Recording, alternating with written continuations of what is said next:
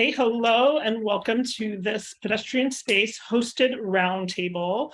This roundtable is hosted by the Car Dependence Working Group in the Global Walkability Correspondents Network. And today's topic is mobility options and mobility choices. This is the second such roundtable we've had on this particular topic. And the purpose is really to get into shared experiences. So this is about storytelling around what mobility options are available to us, what we choose, and why. So I will put this in the chat, but basically please share your name, your location. If you would like to share your profession and affiliation, please do. Then what options are available to you mobility-wise in your community? And I'd like to ask people to keep this present tense. While it's fascinating to get into the history of mobility in cities, we don't have time for that today, as much as I would love to hear the development of subways and everything. So let's keep it present tense. And then what mobility you choose. And this you can differentiate too between weekday and weekend. And we're adding something I think that's very exciting into the mix today, and that's about identity. So how your mobility, if at all, relates to your identity. So I will begin with myself as an example. I'm originally from the US, but living in Warsaw, Poland. Mobility options in this city are very diverse. They include a bus, an extensive bus system, subway, light rail / tram, of course, walking, cycling, scooting, and driving. And I prefer to predominantly walk and use public transit. Occasionally, I'm a captive passenger as my partner drives, but the vast majority of the time, I'm a walker and using the bus. How mobility relates to my identity, I relate very strongly as a walker. I love to walk. I love to have walking integrated into my daily commute as a form of daily fitness as well. And I also love walking as a leisure activity, as a social activity. It's my favorite way to move through my neighborhood. I absolutely love walking. So it's really part of my identity. And I think this identity piece is something I don't hear that much about often. And I know we have a lot of people in this network who are passionate about public transit, passionate about cycling, passionate about walking. So I think it's exciting to add that to the mix today. I'm going to turn it over to Valeria, who's based in Berlin. This is the second time she is hosting this roundtable with me. So Valeria. Yes. Hi, everyone. I guess I only know Anna from the previous meeting. So to the other people, hi, I'm Valeria. I am originally from Argentina. Now I am based in Berlin. And I have been here for already 3 years, more or less.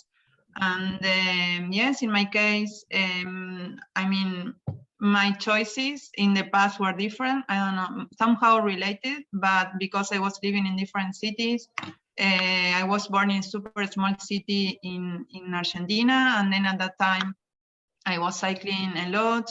Then I moved to Buenos Aires, bigger city, and so because of the university was super far away, I had to take the bus.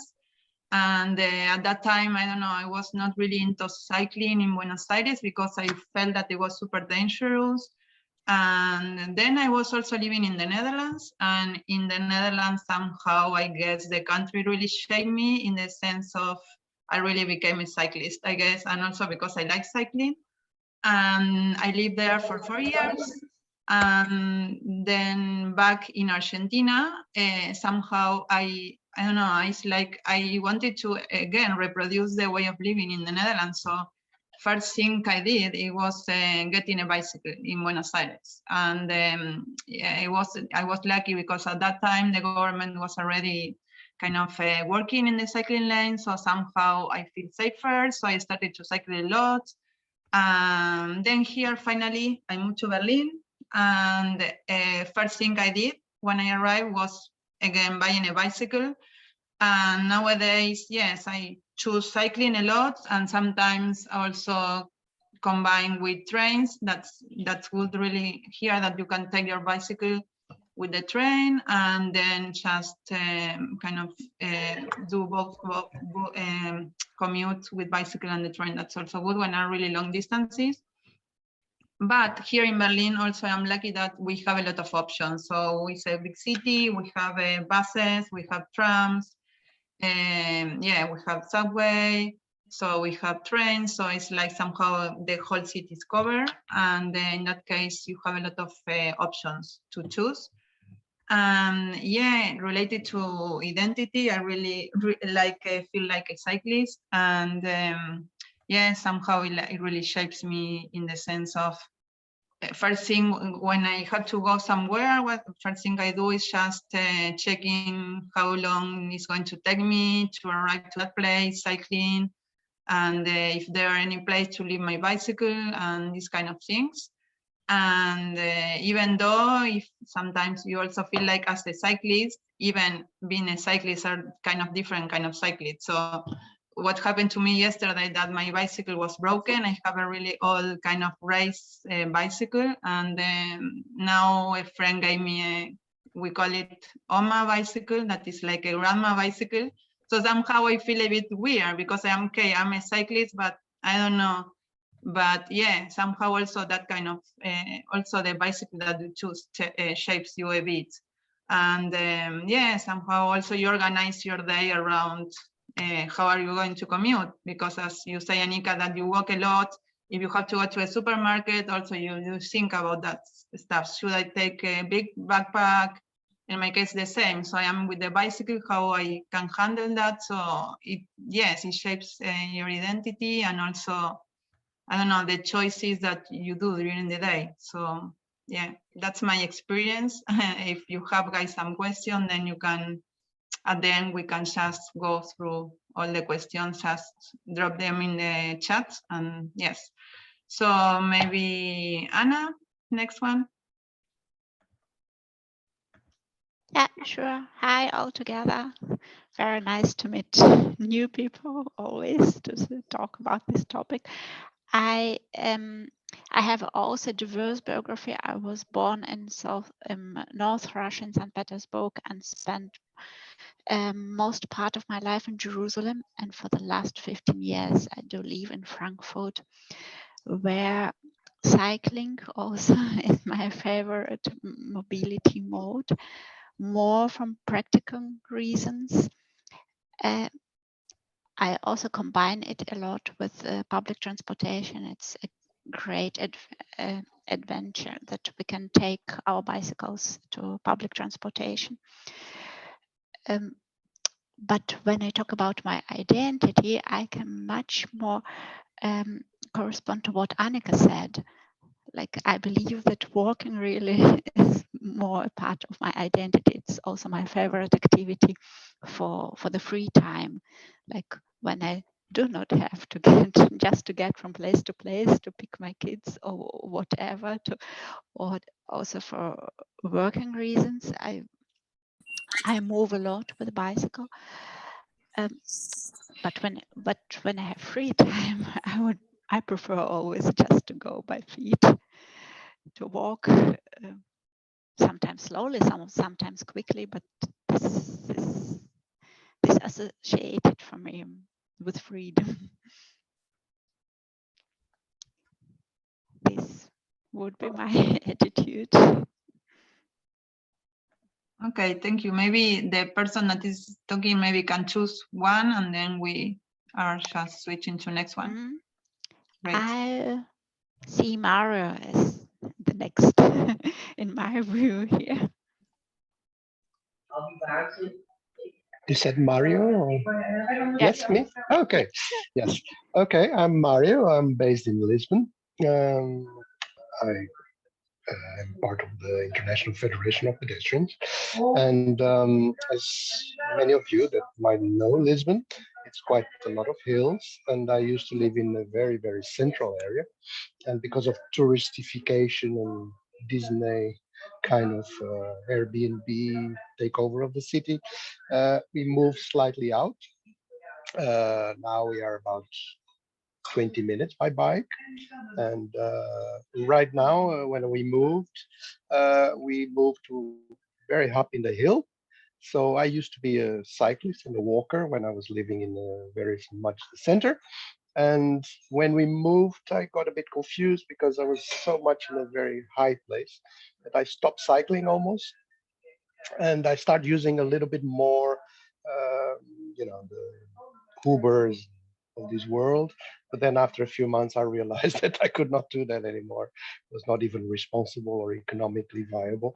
So I bought an electric bike that changed completely, and I started cycling up and down the hills without any kind of problem. And yes, so I walk and I cycle and much less public transport now, because before I had more public transport. Now we only have buses, and that's a little bit more less frequent. In terms of identity, yeah, that's interesting, because I always say that walkers don't have an identity. We are in a very special group here that cherish this identity, but most people don't recognize themselves as walkers, and that's a problem. Um, but I always say we are 100%, so that's very important in political terms. On the other hand, I'm a cyclist activist as well. And on the other hand, the cyclists have a very strong identity. And sometimes I try to knock it down a bit personally and say, well, I use a Hoover to hoover my house. That does not make me a Hooverist. So I try to not use very much the word cyclist. But yes, cyclists are very enthusiastic, very strong. And I think this alliance between walkers and cyclists should be very, very positive, because as we know, it is not neither the cyclists nor the walkers that control the streets. And we should stop this silly fights that sometimes happen between the two. And that's one of my works, is to make this bridge between these two identities. And I think that's it for me. I have to choose someone. I have to go to the list. Well, I know Audrey is here, so maybe Audrey can. Okay. Hello, everybody. I do not understand why my camera is black, because my camera is on. So I think there's a problem with the network. My name is Audrey. I'm from Kenya originally, but I'm based in Belgium. I'm doing my master's in transportation sciences right now, and I'm currently an intern at International Federation of Pedestrians. So I work with Mario and Gert. So I'm a student, the profession, and my mobility options, I don't know how to drive yet. So I rely on my partner to drive me if I need to go far, but I use the bus mostly. I cycle and I walk. It just depends on the distance. If the distance is close, or if I'm going, for example, for groceries or to the post, then I just walk. And then if it's a bit far, then I use the bike. But unfortunately, the location I live right now, I depend on the public transport. And public transport here, we rely on the bus, also just the bus, and sometimes it's inconveniencing because the schedules are like, the bus could be early or could be late. So in such instances, I prefer to cycle, even if it's 1 hour cycle. So yeah, I don't know my identity. I identify as a cyclist, let's say. I do that more, but non-motorized transport is important to me. And right now I'm doing a research on sidewalks for my project. We're researching the impact of sidewalk quality on pedestrians, like, for example, the pedestrian comfort, pedestrian safety, like what pedestrians find important to them, and also the technical regulations and guidelines showing talking about designing sidewalks, how they should be. And yeah, so it's nice to be here today, and that's all. Thank you.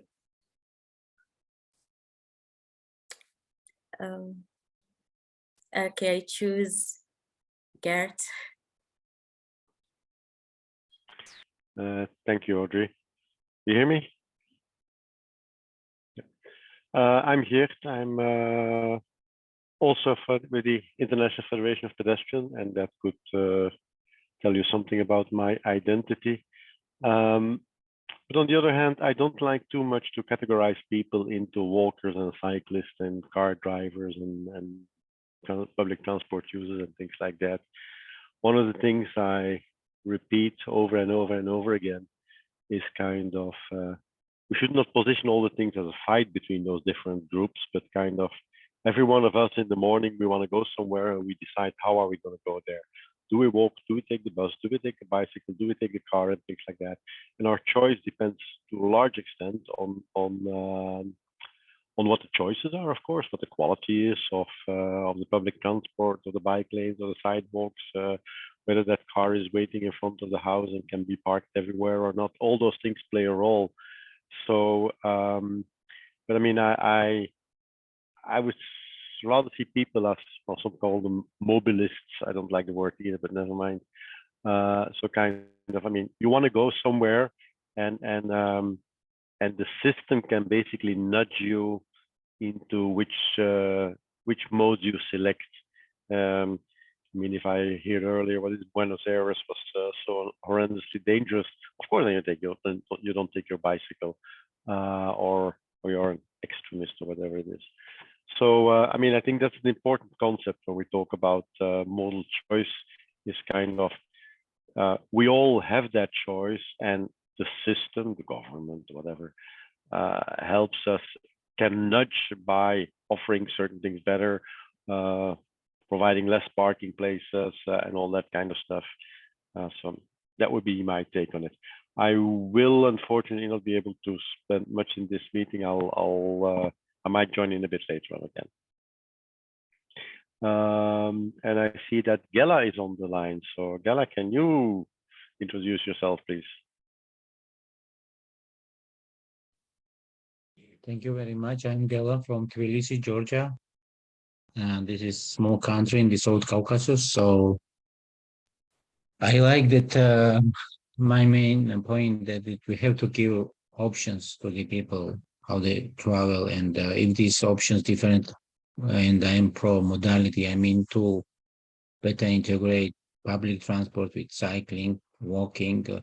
I'm a walker, but when I travel by public transport and I see that then I need to switch to walking or cycling, and there is barriers, then of course I think for other options. So for me, very important to give people options in this city. I mean, sustainable options first. This is about walking, cycling, because we have the statistics in Tbilisi that every day almost 200,000 cars travel only 3 kilometers in day. So we talk a lot about congestion. We talk about traffic gridlocks and such things. Not only in Tbilisi, other cities, and we have to think how to replace at least this 200,000 car trips. Yes. To replace with scooters, new mobility modes, yes, with of course with walking, with bikes, with other modes which more space efficient, yes, okay. And I agree with Gert that everything depends on what kind of system you design in the city, transport system, yes. We have, there's some, I work with local central governments, not only in Georgia, other countries, and I mean, there is a problem with the priorities. They think that if not only engineers, citizens also, if they design this on roads only for cars, it will be better for economy. So there is no much information what kind of benefits can bring you to other systems. This such universal system which pushes for this multimodal system. So this is very important that and I work here with stakeholders to explain that if you have 50 kilometers per hour in city, it's much better than you have 60, 70 or 80. Because if you ask ordinary citizens from 10, it says that this is not working 50 in cities, 50 kilometers. So we have so many problems. So and I think that we have to work on this direction to create system with gives a lot of options for travel, and it will not be depend only on private cars. Thank you.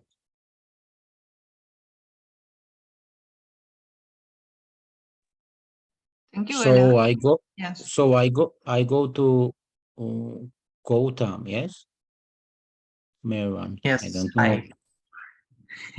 Where are you from? Yeah, I'm from India. I'm from a city in the Oh, south of great. India called Anna. Great. Yeah, I'm sorry I joined the meeting just a bit late, but I imagine we're talking about how we identify as mobility preferences. Could sorry, could someone tell me what we're discussing? I just joined the call. I'm so sorry.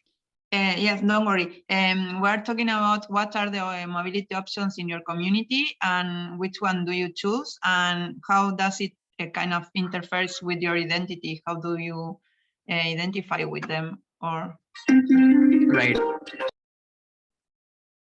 So sorry. 1 second. Um, could someone else go? Actually, I'd just like to take a minute to think about that before I discuss. yes, don't worry. Maybe who else is not risky? Okay, I will Oh. start now. Hello, everyone. I'm Rizky. I'm from Indonesia. I live in Pontianak, and Pontianak, my city, is an example of car-oriented city or motorbike-oriented city. But I'm lucky enough to live near public services, but like schools or grocery stores and healthcare. So to go around my neighborhood, I usually walk. But if I have to go to the city center, I have to use a car or motorbike. So I have to ride and drive. But every time I drive and ride motorcycle, I feel like I committed a sin. So because knowing that there are carbon emission that I produce.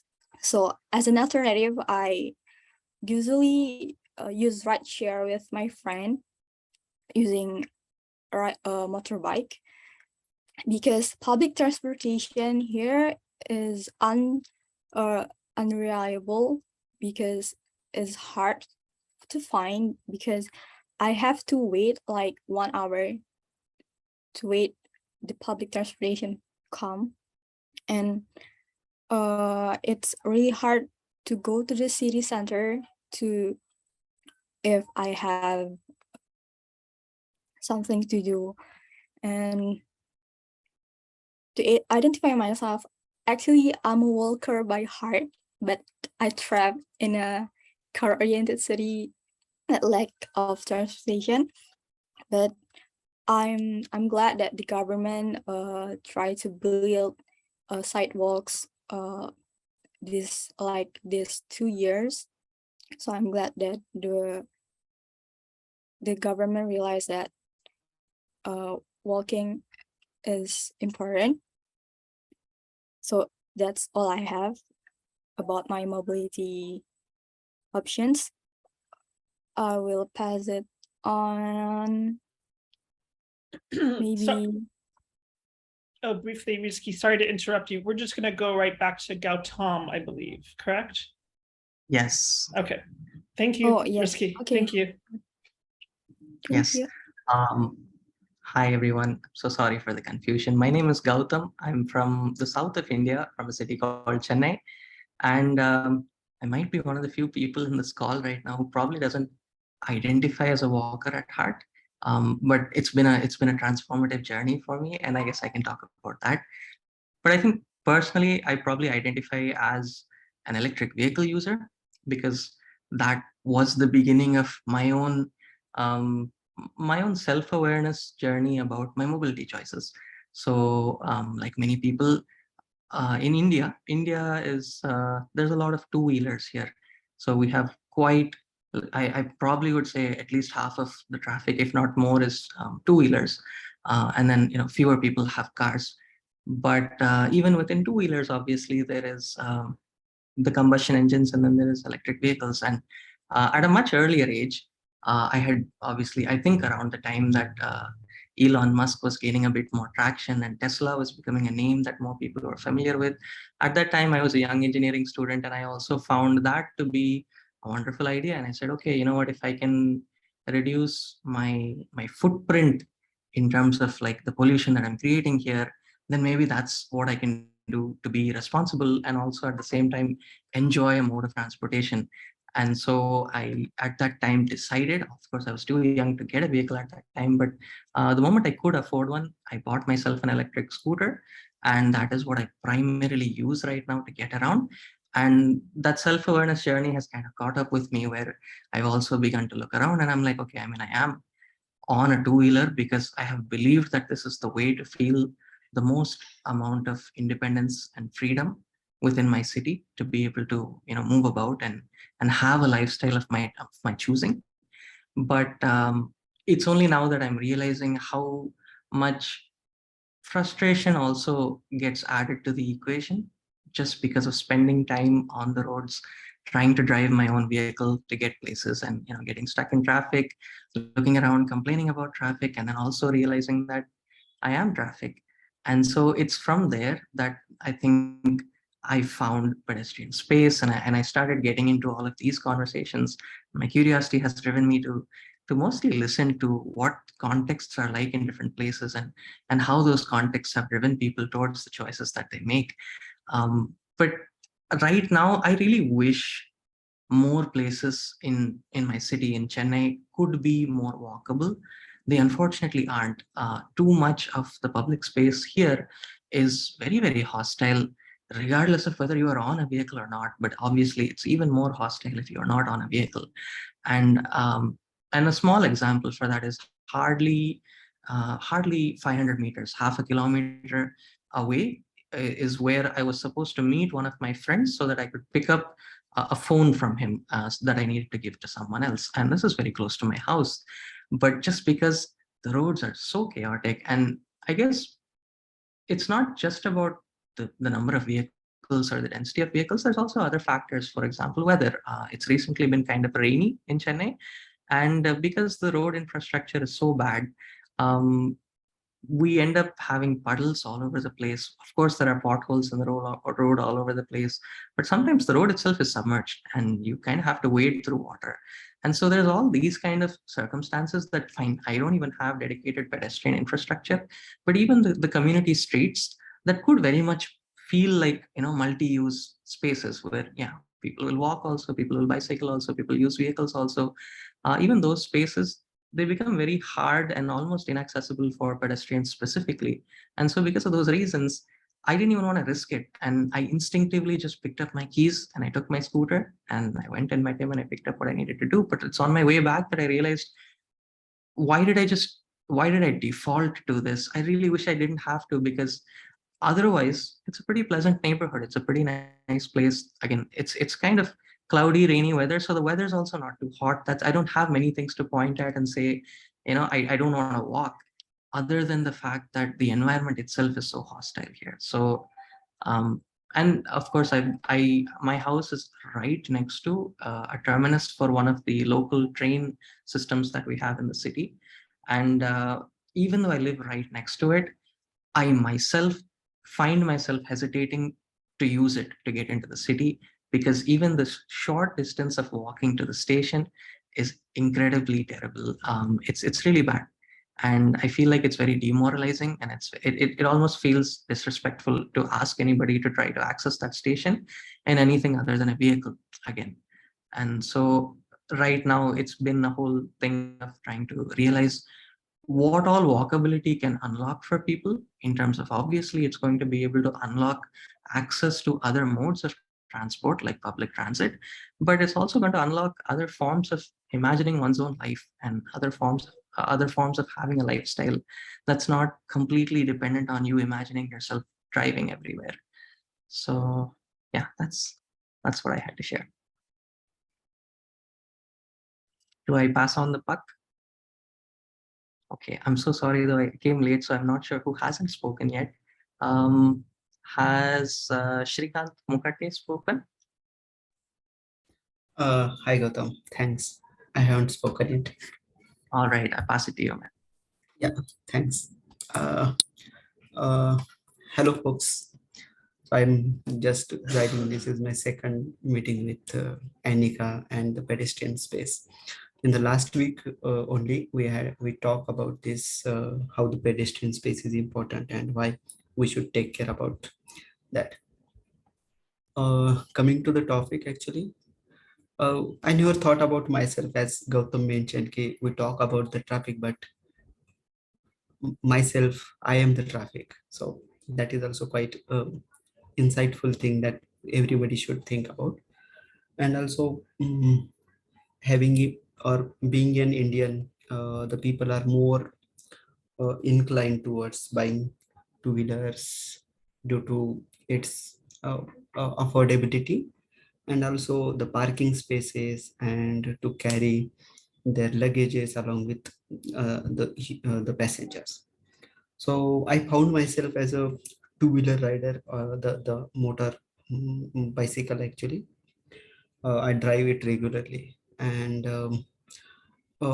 using public spaces is the city where I'm living right now, that is Pune. And once upon a time, it was a bicycle city of the India, but right now it is the two-wheeler or the motor bicycle city of India right now, having the largest number of two-wheelers in India.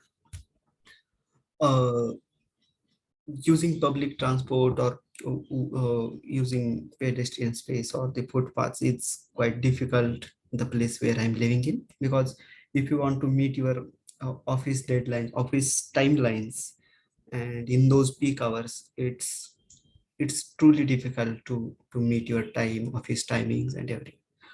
So currently I'm quite comfortable with using the two-wheelers, but the organization that we have started working upon, the sustainable sapiens, is looking after these sustainable city issues and the pedestrian space, or the rights and responsibilities of the citizens, where they are the responsible for the current situation of the cities, and also they are responsible to make the cities more livable. That is what we are looking towards.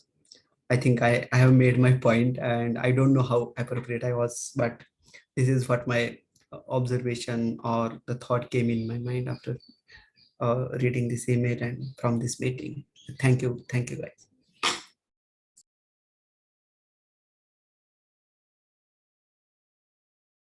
I guess the last one is Mohammed. Maybe it's the only one that haven't talked yet. Oh. It's the video, okay. Hi. Okay, so I'm Nika, living in Iran, Isfahan, and I'm a master's student at my final year, doing my master's about. Oh, sorry, Safety. Mohammed, I'm going to interrupt you. Yes. The mic, Okay. can you pull back a little bit? Maybe there's just a lot of interference. So we could maybe just. How's it right now? That's better. Okay, that's better. So where I was, okay, I was talking about my math study. It's about safety in traffic, and yes, safety in traffic. And what are my choices about mobility when I want to go out, to do something? I definitely think about walking. No matter about the distance, I really love to walk. How long, it's no matter for me. I just really love to walk. And after that, I think about, okay, is it better to call a taxi or take a bus? And maybe I think about the parking spaces if I want to choose a vehicle to go to a specific place for myself. So let's be honest and realistic. Using a vehicle is really very much easier in our, our development, and our kind of developing our cities. Maybe our cities expanded very largely. So using a car might be easier for everyone. And yes, what was the other questions? I'm sorry. Was there any question? Yep. The questions were like the mobility options in your community and which one do you choose and how does it shape your identity? Okay, so I guess in my city, there are 3 or 4 mobility choices for people. One of them is definitely the people use the private cars, and the other one is buses, metro, and some cycle lane. The cycle lane is not really well connected, so the network is still under development. Sometimes we hear some bad news that authorities decide to remove some cycle lanes, but mainly they maintain them in the central city where usually the historical places are.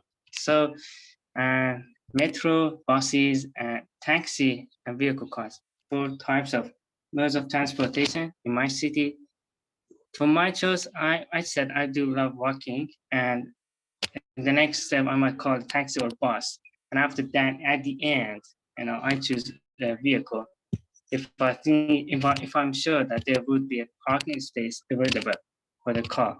So what people choose, people chooses maybe more much vehicles in my city, and some people choose to take on a bus to go anywhere they want, because we have some rules in the intercity where only some specific cars in some specific days, like Monday or Wednesday and Saturday, some cars can go into one specific places, and the other odd days, other cars can go to a specific place. So because of that, people try to use more buses or metros, and yeah, I see that it's mainly because our city expanded very largely, so that's why people are in favor to choose their cars and use it as much as they can, because it's very much comfortable for them. But if you see the articles published, we can understand that cycle lanes and walking are really great tool to boost an economic concept of a specific area or a street. There is an article, I would definitely share it with Anika later. I have to search for it to find it. It's illustrated that a cycle lane boosted an economic concept of businesses in a corner of a street. So that's for me. Any question?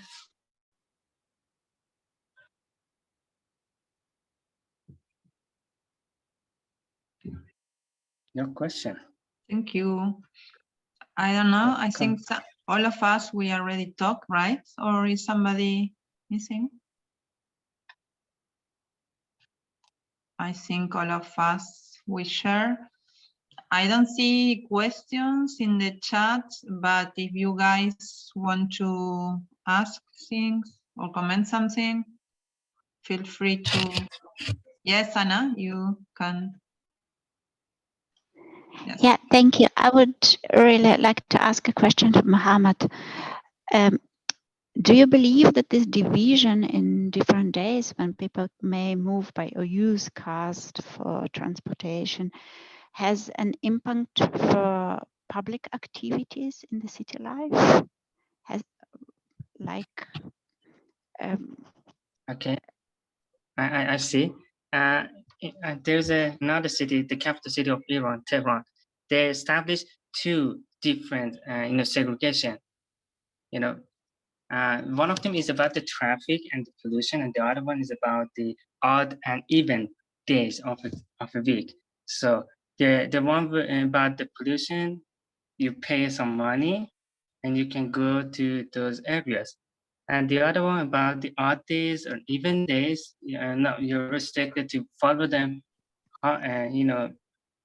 You can go there. But how they act, it's a very good question. I see. For my church, it's really impacted. For example, my university is located in one of those areas. And when I wanted to go there, I try to use even days to go to my university if I want to use a car. But mainly I use buses or metro. So I guess it can be beneficial to affect, but it's not good you know, it's about the people's choices and rights. Thank you. I have a question. I see Jokang. I see there's someone from Indonesia and the most risky. Am I right? The one from Indonesia. Okay. I think in my country, the relation between women and men who use public transport. For example, if we're using metro, women go to the both ends of the metro, and for bus they go at the end of it. Is it the same in your country? Okay. Because thank you for the question. For Indonesia, not all cities the same. Like in my city, Pontianak, there are my city lack of public transportation, but in certain cities like big cities in Indonesia, like Jakarta, Surabaya, they have a public transportation like a bus, MRT, and like a mini bus for the citizen, but they have a problem like it's still unintegrated, so it's very hard. It's still hard for the citizen to mobilize, and people still depend on a motorized vehicle that owned by the individuals, and it's different it's different according to the city. It's a different situation because it also depends on the government policies. And for my city, it's really hard to use public transportation because it's unreliable. But fortunately, the government now build sidewalks for the citizen. So I think the government right now is try to make Pontianak to like more walkable, even though the public transportation is not really good. But I think it will better step by step.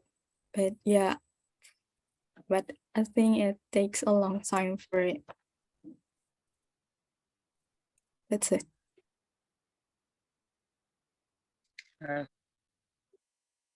That sounds Thank very you. similar to the I situation wanted here. to share just.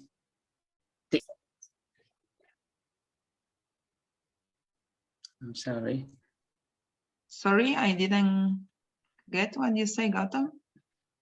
Yeah, I'm sorry I spoke over Mohammed, but I was just saying that the situation is very similar here also in India to what Rizky was describing.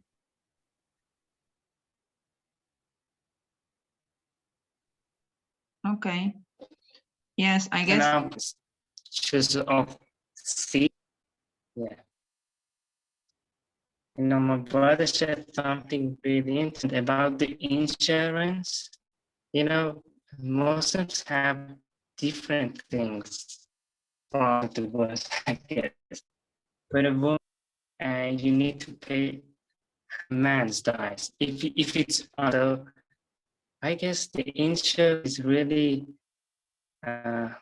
they decided to ask women to see the end of public transportation, for example, bus. If there's a closed bus at the back, so women are the first who are going to get injured.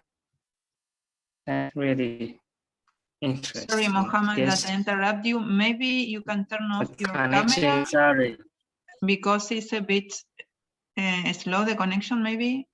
Or- I'm sorry. Yes, yes, yes. I'm turning off my video, and I'm sure that yeah, and I think now all it's aware better. about the situation. Yes. Yeah. Is it better? Yes, it's better now. Okay. So I'm over. Okay, I'm just over. I think that the connection is rebuilt here. I'm connected even here. Yeah. I think I have to accept the fate. I'm going to jump in here, Mohammed. The connection's a bit choppy, and we're aware that Mohammed is very happy that you were able to make it due to the connection issues too. I'm jumping in because I see that Devantha just joined, and they had I believe a power outage there that was he was aware of, so we know he was joining later from Sri Lanka. Devantha, if you would like to share now. We've been going around and sharing about the mobility options in our community, what we choose and why, and also if our mobility has any connection to our identity in some ways, even if it doesn't match what we're able to choose. So Devantha, would you like to share now? Yeah.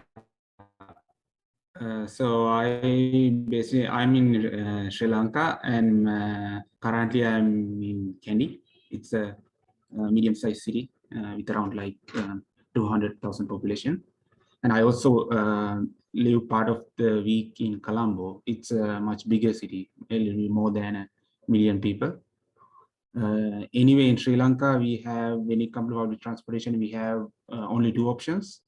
One is buses that goes in the mixed traffic. So there's no priority, just like going in mixed traffic, and trains. Trains are basically intercity trains linking major cities and towns. So in these intercity railway lines, they also have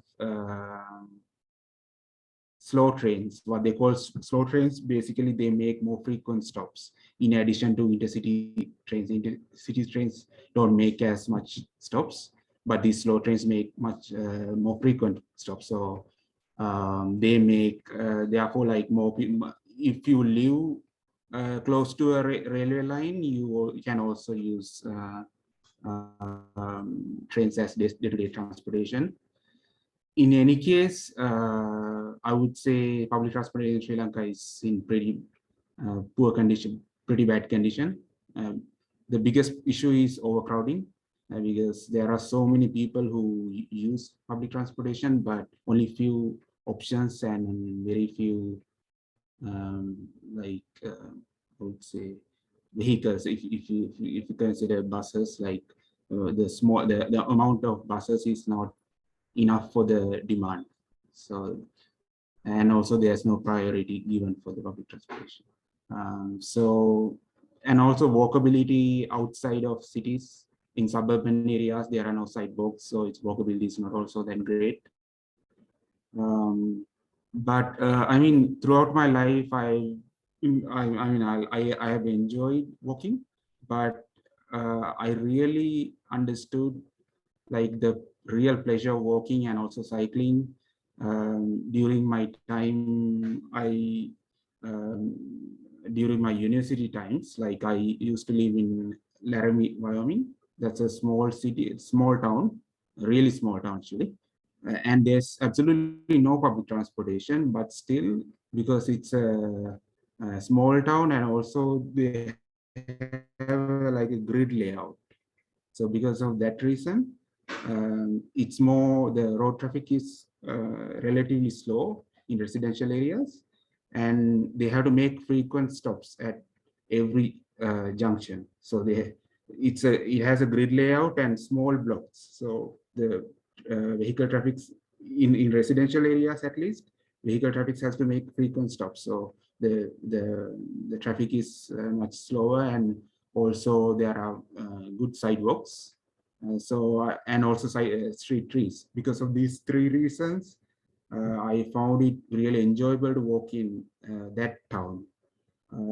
I remember I used to walk like from my apartment to the nearby park, and every time I walk, I used to choose a different path because of the grid layout. I could choose different paths.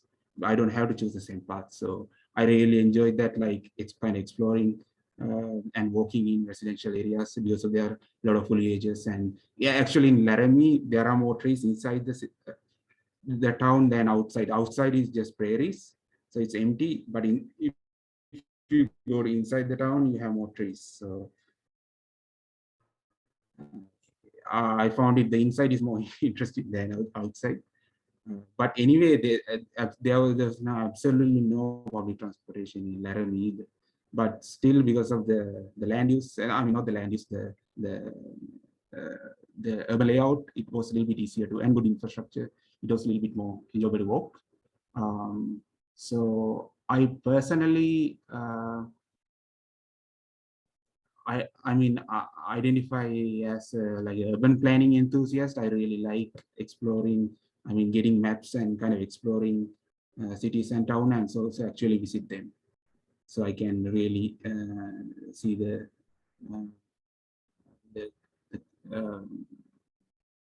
connection.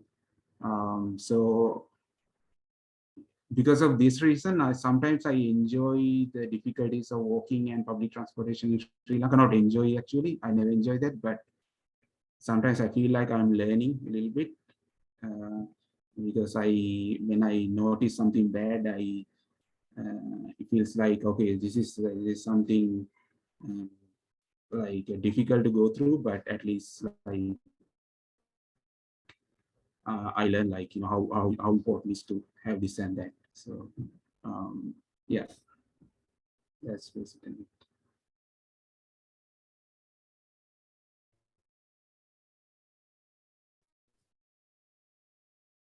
Thank you, Devanta.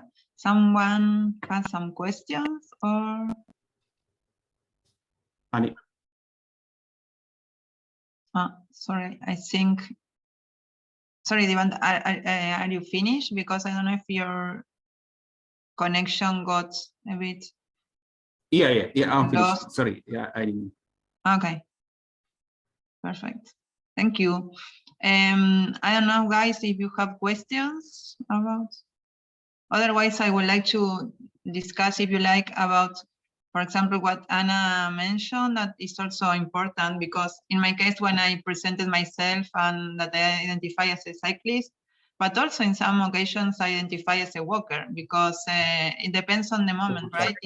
It also depends if you are talking about your daily activities or you are talking about your free time, because my free time, actually, also I really enjoy walking, because I don't know, it's like, also I'm an architect, so I guess discovering the city walking is so different when cycling, and of course even more different when you are driving a car.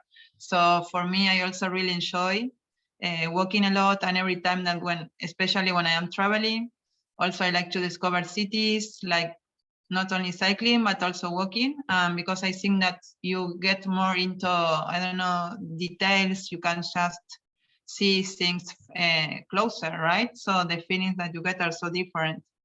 Another point that I would like also to highlight is one of the things that you guys mentioned about that sometimes it's not only about what you want to choose, it's also the options that you have in your community, because in my case, as Anna mentioned, and also Anika, we all have kind of a lot of options, public transport, all of the kind, and also we can walk. But yeah, as some of you guys in India or other places mentioned that for you, you choose to do or to drive, or because you would like to do another thing, but it's not possible because of the distances, because of the infrastructure available. So that's also another thing to take into account. So somehow, let's say that also the availability of choices also at some point shapes you, because it's like you don't have another option. So that's also important to me. to mention. I don't know if you agree with that or you have some comments. Somebody want to jump in? And I want to jump I and think yeah, I want to jump and say that if you look city budget, very important to understand that. And I want also ask question if any of your cities there is a special budget for walking, promoting walking infrastructure or cycling infrastructure. If it does not mention that I'm in the budget, it means that it's not really priority of the cities. It is very important that to allocate this money to these options, not.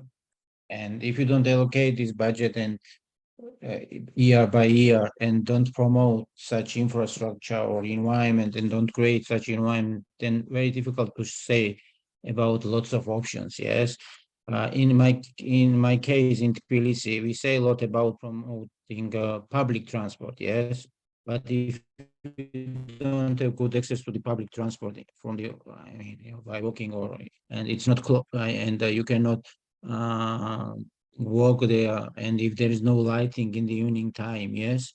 So this is very important that uh, somehow to be clear at the city level that we are promoting all modes, yes. Then start of course priorities. First priority is walking, then cycling, then logistic, then and this hierarchy should be, followed when we invest in our infrastructure. And that's I would say a problem that we invest a lot in roads, yes. I mean reconstruction, things like this, but it's primary, it's still pro car oriented. That's a number one problem for me, that we forget about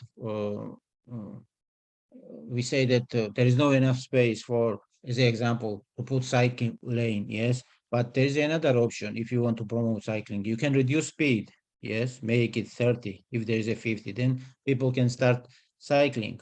So that's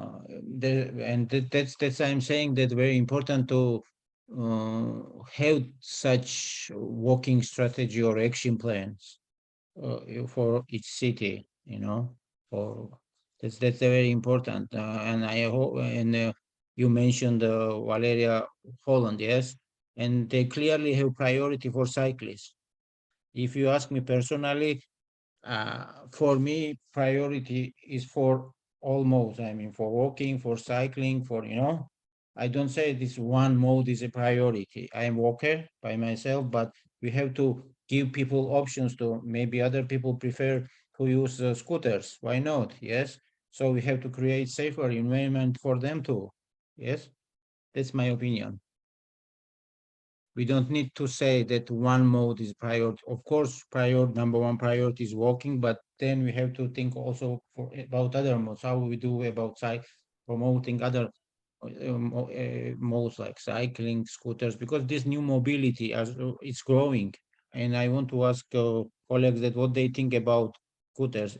In Tbilisi, we have it like mushrooms are growing, scooters, and people are using these scooters. I mean, young generation, old generation, all of them are using. It's very efficient mode for connecting from one place to another. So this is also new mobility.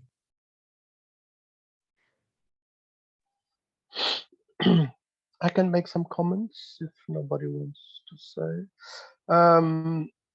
First, I would like to speak a little bit about identity, because that this conversation made me think a little bit. That I'm a little bit on two legs in terms of identity. On one way, I think it's very important. I always say that cyclists are very enthusiastic and they have a very strong identity, which makes them, even if they are like 1 or 2%, they have a very strong political identity and lobby, and that makes them very effective towards the government. Yeah? Walkers are 100%, and we don't have an identity in general. And that makes us politically less organized and less powerful.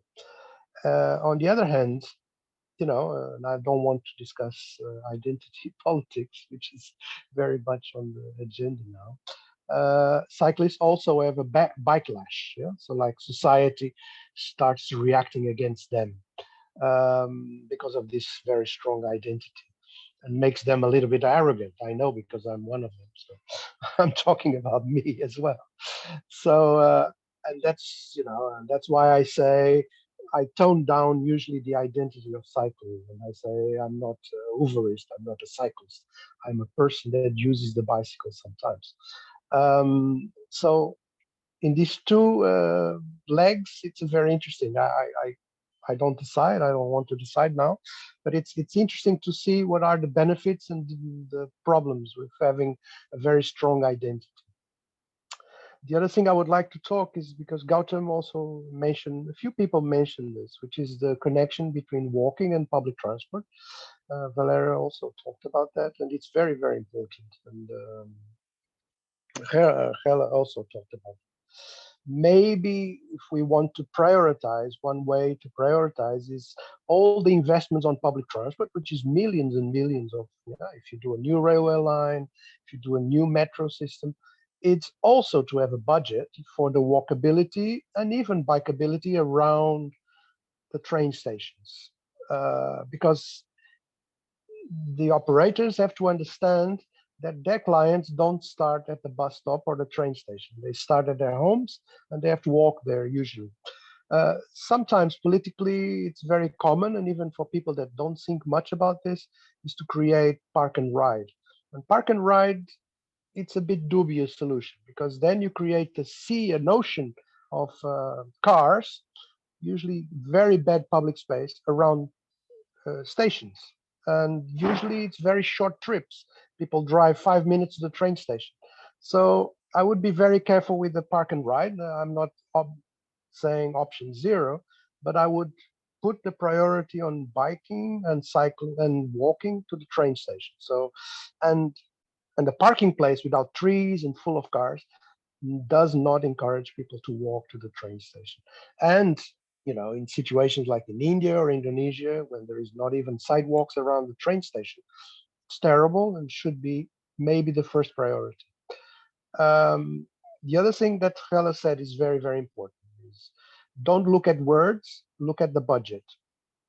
Because words is full, paradise is full of words. If you don't put the money where your mouth is, then all your words are empty.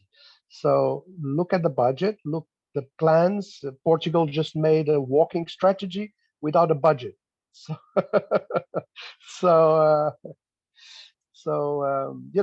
good. We are happy that we have a national walking strategy, but the government was very clever, because the original version from the cabinet was with the budget, but the government took out the budget thing because they know they want freedom and to do whatever they want. And so your plans and your budgets of your city should have a budget for walking, for cycling and all that. And that's a problem, because usually cycling have budgets, but walking is a little bit more dispersed, like public space or, squares. So, we should have a budget for walking as a mode of transport. And I think that's what I have to say now. Thank you, Mario. I think also Mohammed wants to say something else. Did you have my voice? Come on. Is my voice still stay?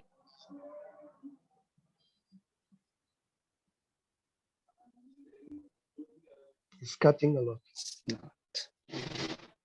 Have my voice. Is anyone just respond? Mohammed, I guess your connection is not good. Maybe if you have a question, you should text it in the chat, maybe.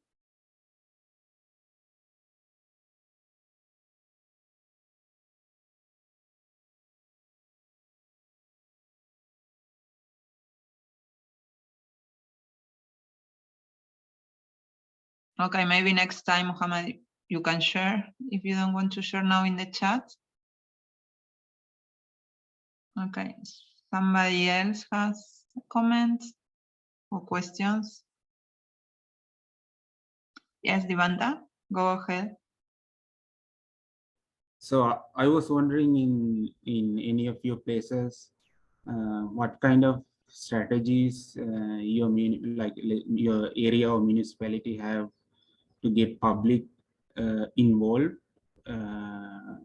for the city planning process. I know there are in some places there are town hall meetings, but what other strategies have?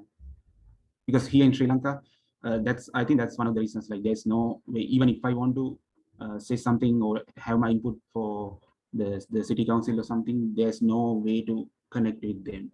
There's no connection between the municipal council and the people. If you don't directly work for them, there's no way to give input. So what kind of strategies in your places you use to get more input, public input?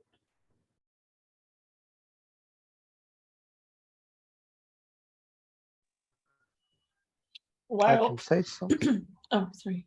Go on, go on.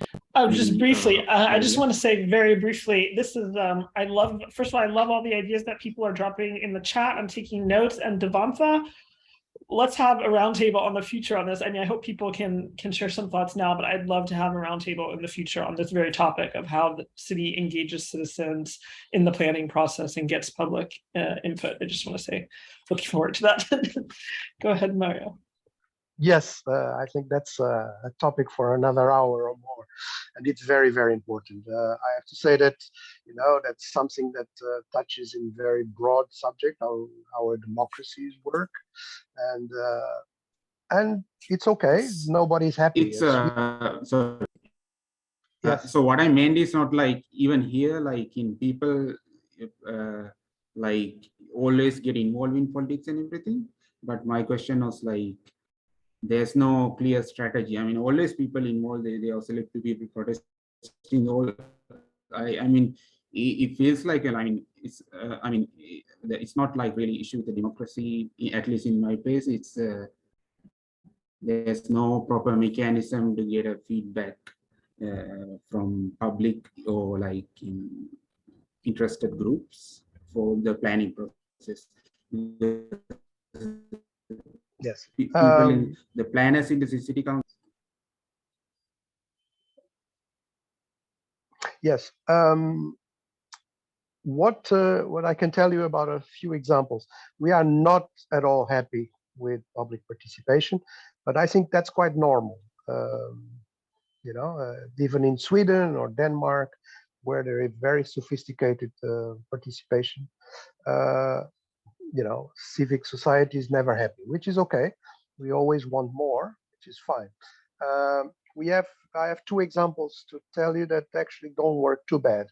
One is 10% of the budget of Lisbon. It's up to voting. Okay, so people actually can vote in projects for 10% of the budget of the city, which is very interesting. People get very enthusiastic, and they even make campaigns. Yeah, you go to the door of supermarkets, giving leaflets for new sidewalk or something, so that people can vote. There is electronic votes for this 10%. Of course, sometimes the groups that have a more identity, like cyclists, usually win because they have a more base on social networks and all that. But strangely enough, there is not a lot of pro-car, voting. So some people fear when you have public participation that the car lobby will win, which is not the case. The other example that doesn't work is starting, but is not very good yet. It's a citizens council. So they choose randomly, maybe like 100 people, randomly selected with age, education, and area of the city. And then they are put to solve one problem or two problems. And they discuss during weekends what to solve, and then they give a recommendation of what is the measure to give. Strangely enough, again, these random people are usually very sensible, and they are very pro walking, very pro public transport, and not so much pro car as we might fear.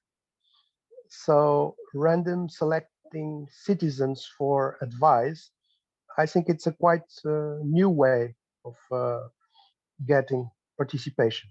The problem with asking people to come to meetings is that sometimes you have only like middle-aged men pro car coming to the meeting, and they protest against you know, reducing public transport, or a guy against reducing parking and all this pro car policy, against the car policies.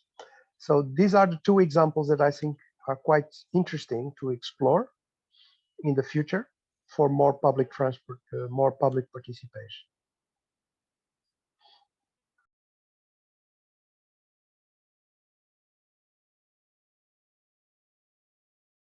In our case, it's I would say NGOs, non-governmental organizations are like main actors to communicate. It's like communicating with the government. I mean, we have grassroots movements, neighborhood, local activists who are the like bridges between the community and to the government. As a representative of non-governmental organization and working on mobility issues, I do surveys, I go to the neighborhoods, find out problems, then I try to deliver to this government. And as an example, we created a map called Friendly Roads, when citizens can report where is the black spots or dangerous for walking, cycling, and then we try to, it's an open map, and then we try to solve these each areas. So somehow it's we advocate or lobbying this, and because we as I would say we know some what could be solution of this area. So we help citizens to get their messages, also work with the government and help them to understand that what can be good solution for this particular place or area and improve. And that's through the NGOs we communicate in Georgia mostly to get delivered. So do you, like, I wasn't in the early part of the meeting. Do you work for the city council? No, I mean, I work for the NGO, but there is a consultative body within the city hall, and we are like bridge between, you know, district and city hall. Yes, and we try to find out these problems in road safety or transport, and we try to solve this and deliver and explain. If there is an, as an example, we developed a street design guide. I mean, we translated it, NECTO, if you know, and we trained local engineers on this. Because when we went to and explained that this is a solution, they did not understand. So we try to bring also knowledge to the government, yeah, on these issues. But we are the like tool which helps citizens to get their problem listened. NGOs. So what is the biggest platform? Like, do you, so you have all the ideas, and how do you present to the government? We have we have city hall meetings? we are using social media, Facebook, because it's most popular in my country. So we have pages, several pages where we do like surveys, also online meetings or discussion, and then also invite government representatives, organize roundtables, like we do different ways, and invite journalists also to train and explain what, then we ask them to be active on particular issues. So somehow we gather, we are like platform, and to connect and to educate and train on these issues, on sustainable mobility issues, and because not many understand these issues, how can be solved and in sustainable way. I mean, so, and when there is a black spot or something, ordinary citizen doesn't know what to do. As an example, if there is a need sign or something or whatever, then we come and help them. But we also communicate this with local government. So, because yeah, this is how it works in Georgia. It's not only in transportation, but other issues also. But I am talking about my field.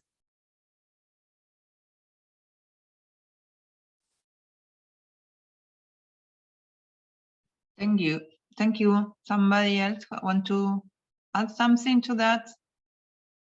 I think that is super interesting what Gela say about working with people. Also like about the surveys, because it's so important. Because sometimes it happens that, I don't know, the government, or they do kind of infrastructure, and even though without asking people, so then maybe it doesn't work.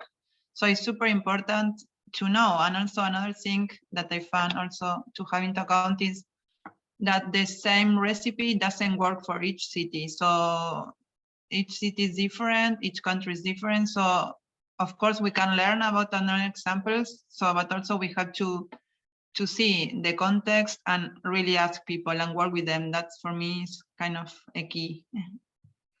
So, and I'm here in the chat, I think Risk is talking about car as a status symbol. I think also it's important to discuss maybe in the future, because I think in India and in that countries are kind of a thing. So maybe we can discuss in a future roundtable if you, Anika, agree with that as well. We can also mix with other topics, of course, but I think it's related to identity as well, you know? So it's kind of, yes. Somebody else want to add something? Sorry, Devanta, yes, go ahead, please. Yeah, so Valerie, I was just curious, since you are based in Berlin, what kind of platforms you have, like for my previous questions? Like if you have idea, if you don't directly work for the city council, do you have any way to influence the work in city council in some way, or is there any platform in Berlin? I'm not super involved in that, in the sense that I mean, I have been here 3 years, but I came for a master. So I am not really related to the government or how is it working, but for sure there are a lot of, for example, as Mario mentioned, there are a lot of cyclist group. So they are doing a lot of demonstrations, and every month there is this critical mass going on. So, and also Friday for Future, that is not only about cycling, it's also about the environment. So there are a lot of, so people is super aware of that, and there are a lot of demonstrations going on right now. So I think somehow it's a way of people want to participate really in the decisions.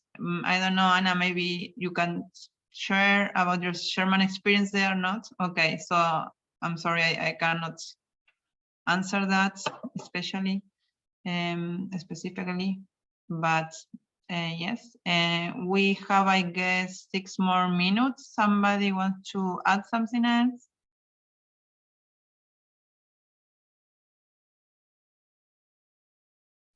I think I'm going to jump in since if nobody has anything else to add, I would like to say thank you to everybody for being here. That was really interesting. I really enjoyed talking about, first of all, hearing about people's various options and choices. And then this, as we can see, rather interesting issue of identity. I understand that some people don't want to use identifiers, but I think it is interesting to talk about what mobility we enjoy, as well as prefer using for our just regular commuting, but also hearing like Valeria, as an architect, how you also enjoy moving by foot, and it gives you different perspective. And I love to hear, although I'm not a person that bikes much, I do enjoy hearing the cyclist perspective. Even if they don't want to identify as cyclists, I understand. I want to mention a few upcoming things. We have a lot of roundtables at Pedestrian Space, but I wanted to point out a couple in particular. October 22nd, Devantha, who is here from Sri Lanka, will be hosting a public transit roundtable on getting to know systems in your region, public transit systems. As with most pedestrian space roundtables, I do hope this one focuses on the user experience. We have a lot of people in our network who are extremely knowledgeable about public transit. And what I really like to do at our roundtables is offer the space to talk about, to get into that soft data stuff, the lived experience, the experience of personal perception, personal choices, in addition to some of the knowledge that people have to share on more technical issues. Also, November 4th and November 27th, we have two roundtables of the same theme, amplifying female voices in public transit. I created these specifically with the purpose of giving the stage to women to share about their perceptions of safety in public transit, of course, not just on board, but also getting to public transit, including women for whom don't feel public transit is safe at all, so they don't even use it. That is absolutely relevant. Everybody is welcome to these roundtables, so if you are a man, please don't feel when you see amplifying female voices that you can't join. However, the stage will be set for female voices, so I'm really looking forward to those. I don't usually host roundtables that are specifically for female or male, but I thought this would be a really interesting opportunity to have that, especially as everybody could see our network is very diverse and there's some really different issues going on with gender and mobility in different cultures. Yes. Sorry. Yeah, actually, despite the topic is women, I think that this would be super interesting that all of men are attending. Yeah. Despite we are going to share maybe our side, but also it's nice that men can listen to us. So that's also interesting. Yeah, right? and ask questions, of course. Yeah, exactly. Yeah. So spread the word, and you all should have received an invite. If you didn't, let me know. Pay attention to your inboxes, and I will be publishing this video this weekend. Please feel free. I will email everybody the link. Please feel free to share. My hope with these videos is also that people who participate have the link and share with family, friends, colleagues.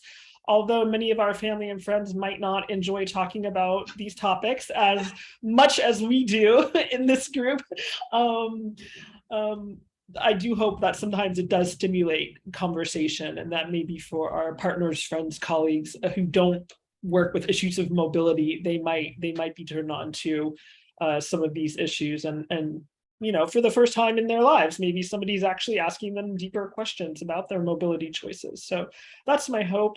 If anybody has anything else to share, please drop it in the comments now or raise your hand. Otherwise, we are going to close out. And I want to thank Valeria for such wonderful hosting. Thank you too. It was a pleasure. Thank you. Thank you, Valeria. Thank you to all of you guys. Can I just ask a question on I usually accept the invitations, but today was very useful to get the Nika email 2 hours before. I did not have in my calendar. Is that? Usually the invite should come with an RSVP option. I've been known to slip up on including that, but it should. But in the future, I will try, because I noticed that we have often a lot of RSVPs and people don't show up.